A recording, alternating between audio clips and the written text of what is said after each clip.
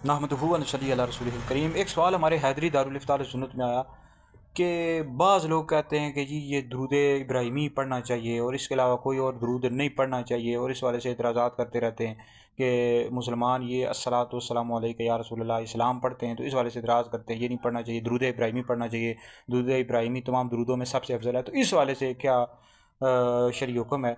भाई इस वाले से हमारे हैदरी दारुल इफ्तार सुन्नत का तहरीरी तौर पर फतवा हमने सोशल मीडिया पर, टिकटॉक वगैरह पर जारी कर दिया है। भाई सबसे पहली बात याद रखें, जो दुरूद इब्राहिमी यानी वो दुरूद जो नमाज में मुकर्रर किया गया है, नमाज में हम जो दुरूद पाक पढ़ते हैं अताहियात के बाद, ये दुरूद इब्राहिमी तमाम दुरूदों में सबसे अफजल दुरूद है, ठीक है जी। और इस दुरूद की तालीम नबी करीम अलैहिस्सलाम ने खुद इरशाद फरमाई, बुखारी शरीफ में हदीस मौजूद है, मिशकात शरीफ में हदीस मौजूद है।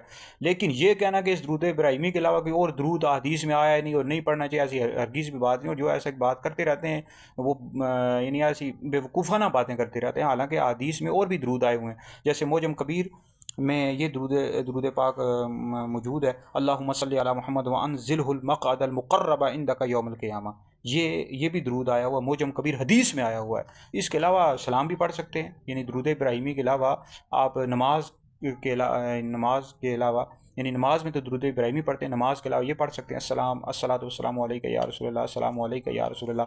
ये करीब से भी पढ़ सकते हैं, नहीं रोज़ा रसूल पर जाकर भी पढ़ सकते हैं, और दूर से भी आप किसी कंट्री में बैठे हो, किसी मुल्क में अपने किसी भी शहर दूर में बैठे हो, तो अस्सलातु वस्सलामु अलैका या रसूलल्लाह, अस्सलामु अलैका या रसूलल्लाह पढ़ सकते हैं। ये भी अहदीस से साबित है, और इस वाले से हदीस मौजूद है, मौला अली खुद फरमाते हैं,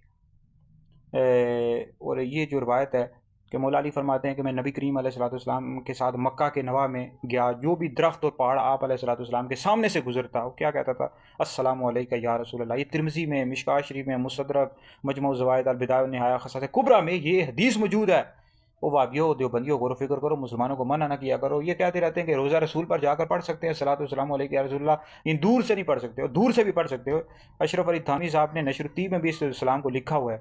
मौलाना ज़करिया देवबंदी इन्होंने तारीख़ मशाइख़ चिश्त में लिखा है, शिबली नोमानी ने सीरत नबी में लिखा। वाबियों के जो आलिम हैं सिद्दीक़ हसन भोपाली गैर मुक़ल्लिद, इन्होंने शमामतुल अंबिया में इसको लिखा हुआ है। तो बिल्कुल पढ़ सकते हैं, अजान से पहले भी ये सलातो वस्सलामु अलैका या रसूलल्लाह पढ़ सकते हैं, अजान के बाद भी पढ़ सकते हैं, कोई हर्ज नहीं है, ठीक है जी। अजान से पहले पढ़ें तो थोड़ा फ़र्क फासला रखें अजान में और सलाम में, ठीक है, बिल्कुल पढ़ सकते हैं, कोई हर्ज नहीं है। बाकी इस वाले से मैं तफसीर के साथ वीडियो जारी करूँगा, जो इस वाले से इतराज़ करते रहते हैं कि सलातो वस्सलामु अलैका या रसूलल्लाह नहीं पढ़ना चाहिए। इस वाले से मैं तफसीर के साथ वीडियो जारी करूँगा। बहरहाल हमारे हैदरी दारुल इफ्तार सुन्नत का फतवा भी मौजूद है। तो बहरहाल दुरूद इब्राहिमी कोई पढ़ता है वो भी पढ़े, नमाज के अलावा कोई हर्ज नहीं है। और बाकी कोई और दुरूद पाक पढ़ता है, जो कोई दुरूद ताज पढ़ता है, बिल्कुल पढ़ सकता है, नमाज के अलावा कोई हर्ज नहीं है, ठीक है।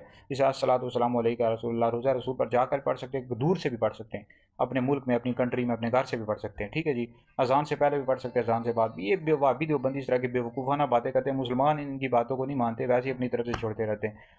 और बाकी यह है कि इस वाले से हम मज़ीद वीडियो तफसीर के साथ जारी करूँगा।